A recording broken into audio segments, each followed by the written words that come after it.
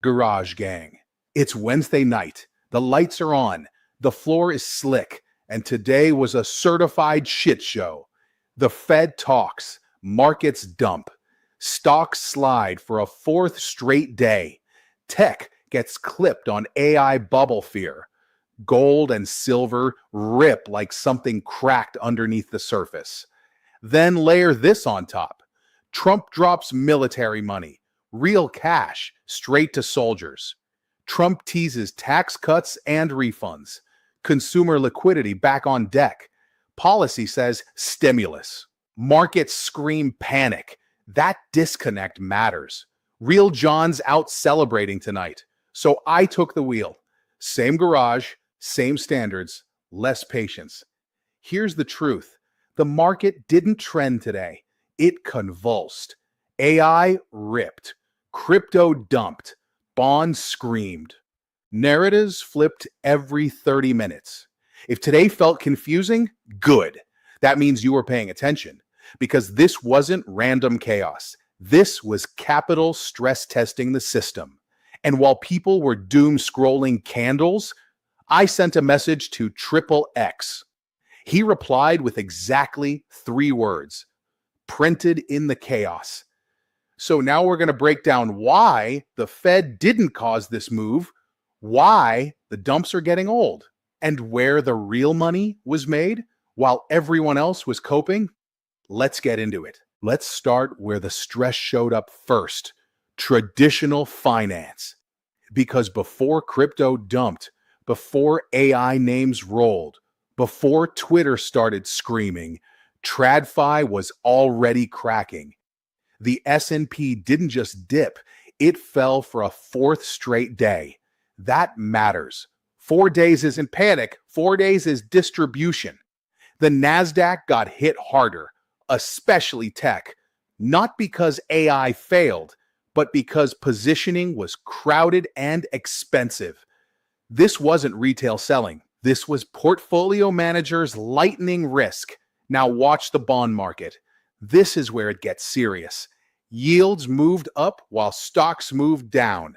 That is not a normal risk-off move. When yields rise, borrowing tightens, duration gets punished, leverage gets uncomfortable. That's a liquidity stress signal. Translation? Big money wasn't hiding in bonds. It was repricing the cost of money. And when the cost of money shifts, everything reprices fast. Now look at the opposite side of the board.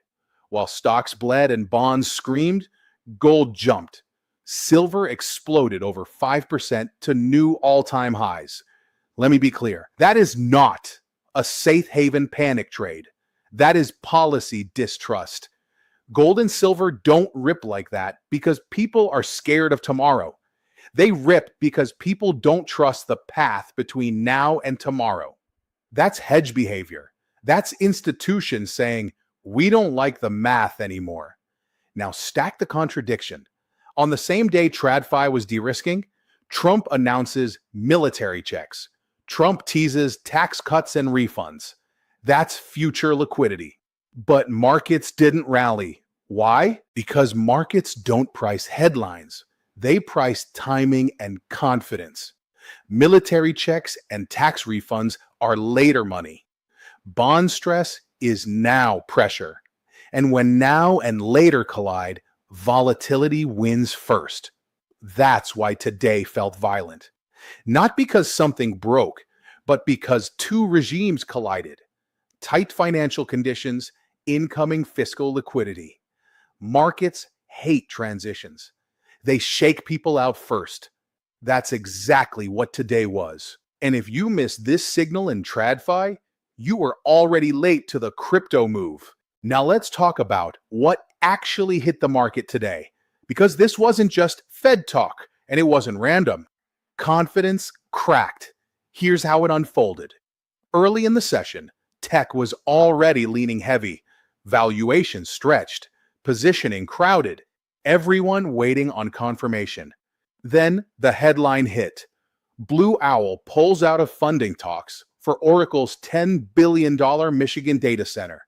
That's when the NASDAQ rolled over, not because Oracle forgot how to build data centers, Not because AI suddenly stopped working, but because capital hesitated.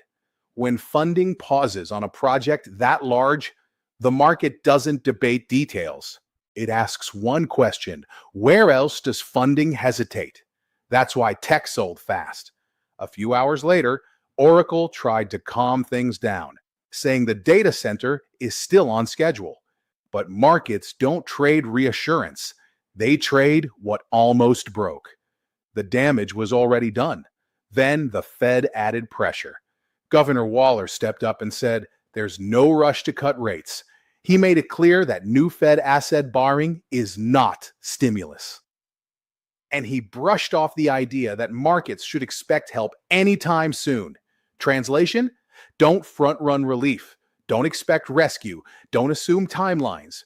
That was the confirmation sellers were waiting for. So tech trimmed, risk came off, and leverage got lighter. At the same time, and this is important, long-term conviction didn't disappear.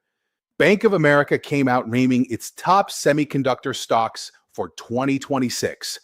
NVIDIA, Broadcom, Lam Research, KLA, Analog Devices. Cadence? That's not bearish. That's capital saying, we still believe. Just not at this price, not on this timeline. Short-term funding stress collided with long-term conviction. That collision creates volatility. That's why stocks fell, metals ripped, and crypto got whipped. This wasn't fear. This was repricing. And repricing always feels violent when expectations get ahead of reality. That's what today was. Now let's talk about where the money actually went, because this is where the story separates pros from spectators. While equities sold and tech trimmed, money didn't disappear. It rotated. First, metals. Gold jumped back toward record highs. Silver surged more than 5% to a new all-time high. That is not a panic trade. That is not retail fear. That is institutional hedging. When metals move like that, it means capital is protecting against policy uncertainty, rate timelines, currency risk. It's a hedge against the path forward, not tomorrow morning. Next, bonds. Yield stayed elevated even as stocks fell. That matters. In a normal risk-off move, yields fall and bonds catch a bid. That didn't happen. Instead, the bond market stayed tense. That tells you this wasn't a safety dash. It was a repricing of the cost of money. Now, crypto, because this is where the confusion really set in. Crypto didn't sell because of bad news. It sold because it's liquid.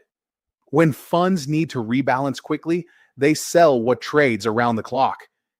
But here's the key point most people missed. There was no surge of coins rushing onto exchanges. No panic level inflows. No signs of forced liquidation at scale. That tells you something important. This wasn't distribution. This wasn't abandonment. This was rotation and absorption. Crypto was used as a pressure valve, not rejected. And underneath the surface, something else happened. Older, beaten down names with real liquidity started to stir. Not new launches, not hype-driven junk. Names that survived previous cycles, names people still recognize. That's how rotations begin. Quietly, unevenly, without permission. So when you zoom out, the picture becomes clear. Stocks trimmed, tech repriced, metals hedged, bonds stayed tense, crypto absorbed the shock. That's not collapse. That's capital adjusting to a new timeline. And adjustments are always uncomfortable in real time. Now let's talk about AI. Because while markets were dumping, AI quietly took a real step forward today. Not hype, not demos, capability. OpenAI rolled out a major upgrade to its image system. Faster, sharper, smarter. The new model can generate images up to 4 times faster while keeping lighting, structure, composition, and fine detail intact. But here's the real change, and this is important. You can now edit images surgically. Instead of regenerating everything, you change only what you ask for. Add something, remove something, blend elements, refine details. Everything else stays put. That's not novelty. That's production workflow. This turns AI images from a toy into a creative tool artists, marketers, and designers can actually use at scale. At the same time, Google quietly pushed forward on agents. Its Gemini-powered system can now read Gmail, Calendar, and Drive, and send users a daily briefing of what actually matters. Meetings, bills, deadlines, action items, and more importantly, it can act, draft replies, schedule meetings, surface the right documents automatically. That's not search. That's delegation. AI moving from answering questions to doing work. Then there's voice. A new open source voice model dropped, focused on speed and emotional control. Not just reading text, but handling pauses, tone, and expression in real time. That matters because voice is the front door to AI adoption. When AI sounds human, people stop thinking about the tech and start using it. And finally, something deeper. Researchers showed AI can detect dementia from brain signals with accuracy approaching 97% while preserving patient privacy. That's not content. That's healthcare. That's AI moving into diagnosis, screening, and prevention. So while markets argue about valuations, AI keeps expanding its footprint into creative production, productivity, voice, medicine, infrastructure. This is not a bubble popping. This is a technology growing up, and growing up doesn't look explosive. It looks quiet, steady, and inevitable. That's what today actually showed. Now let's zoom out, because if you're watching these markets candle by candle, you're missing the real story. What we're watching right now is the formation of a new American economic doctrine. Not theory, not narrative, structure. Politics, capital, and technology are no longer operating in separate lanes. They are locking together. The United States is building what can only be described as a state-aligned AI economy, where artificial intelligence is treated not as a consumer product, but as a national strategic asset. The same way oil was treated in the 20th century. The same way nuclear power was treated during the Cold War. And once you see that, tonight's chaos starts to make sense. This is not Trump volatility on one side and AI bubble fear on the other. They are the same trade. Energy, semiconductors, AI, defense, crypto rails. One integrated stack. That's why military money matters. That's why tax cuts matter. That's why energy policy suddenly matters to tech stocks. AI is not silicon constrained anymore. It is power constrained. You don't win the AI race by writing better code. You win it by controlling baseload energy, compute, and infrastructure. That's why nuclear is back. That's why data centers are political. That's why funding headlines shake markets. This is no longer move fast and break things. This is build fast and secure things inside national borders. And here's the key shift markets are still digesting. The federal government is no longer just a regulator. It is a financier, a de-risker, a fast tracker, and when necessary, a blunt instrument. When private capital hesitates, the state steps in. When state rules slow things down, federal authority overrides them. Projects don't stop anymore. They move forward under legal cover. That's why you're seeing energy projects push through, data centers treated as national priority, chip supply chains protected, crypto rails quietly integrated. This is not deregulation for fun. This is industrial alignment. And here's the part markets haven't priced yet. The winners of this cycle are not the flashy apps. They are the owners of power, compute, fabrication, logistics. Settlement rails, the boring stuff, the heavy stuff, the stuff that can't be copied overnight. That's why you're seeing short-term volatility and long-term conviction exist at the same time. Money is not leaving, it's re-anchoring, and that process is violent in the middle. So when you saw stocks fall, metals rip, crypto whip, and AI rotate, that wasn't confusion. That was the market relearning what actually matters. This isn't the end of a cycle. It's the start of a new one. And the roles are different. In the last cycle, speed mattered more than stability. Capital chased growth at any cost. Energy was cheap, money was free, and technology lived in a borderless cloud. That world is gone. This cycle is built on constraints, not excess. Power matters. Location matters. Supply chains matter. National alignment matters. AI doesn't scale on vibes. It scales on electricity. And electricity is now strategic. So the winners won't be the loudest apps or the fastest hype cycles. They'll be the companies and assets tied to baseload energy, compute capacity, semiconductor fabrication, defense-grade infrastructure, settlement, and financial rails.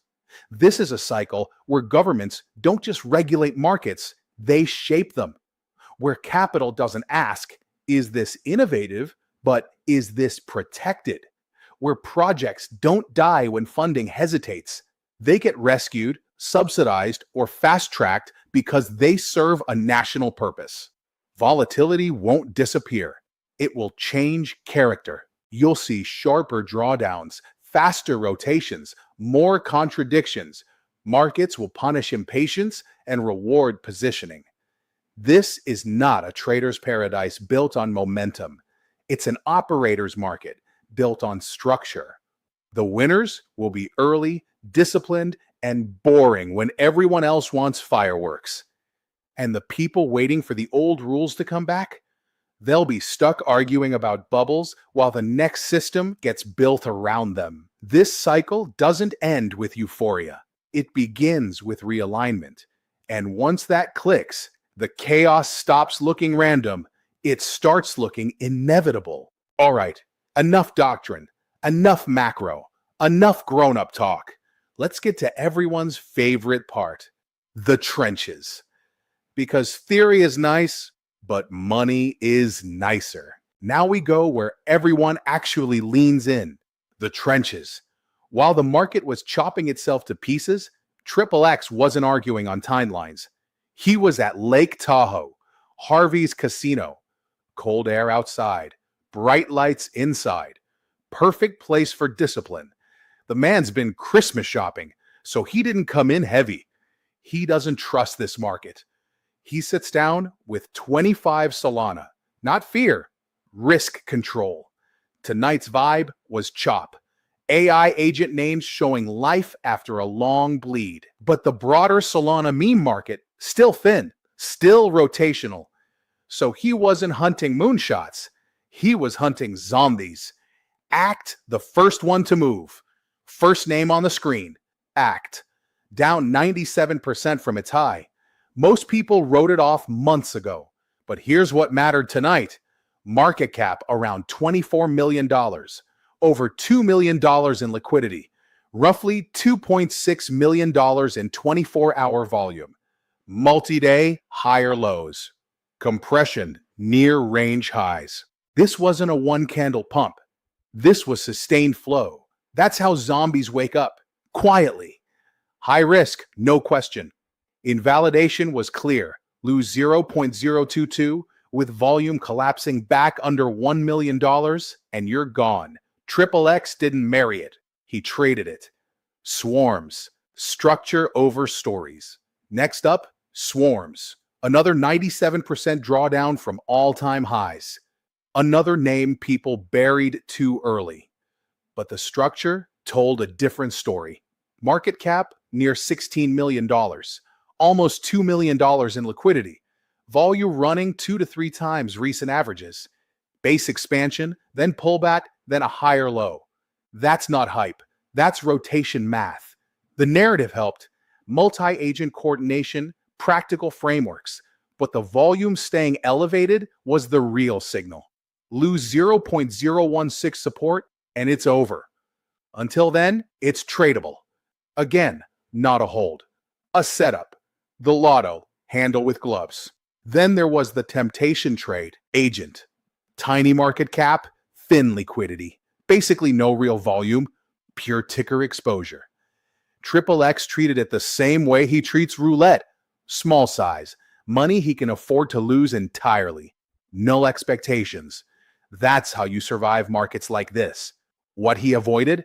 Just as important as what he touched was what he didn't. He skipped AI ticker clones with no visible development footprint, fresh Solana meme launches with low liquidity pools, and loud social shilling. Single wallet volume dominance traps, anything where market data couldn't load cleanly. Because in chop like this, most opportunities are just exits wearing makeup. The result: no hero trades, no ego, no chasing, just base hits. In, out, protect capital, repeat. By the time the floor noise got annoying, he stood up. 25 Solana in, 51 Solana out. Clean. That's not gambling. That's execution. Anchor close. That's the lesson tonight. The AI agent rotation is real. But liquidity is still thin, still rotational, still unforgiving.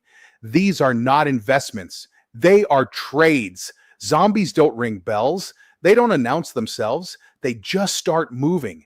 And if you're disciplined enough, they'll move in your favor. Smash the like, hit follow, share this with your fellow degens, especially the ones who think size replaces skill. Same garage, same standards, engines hot, safety off.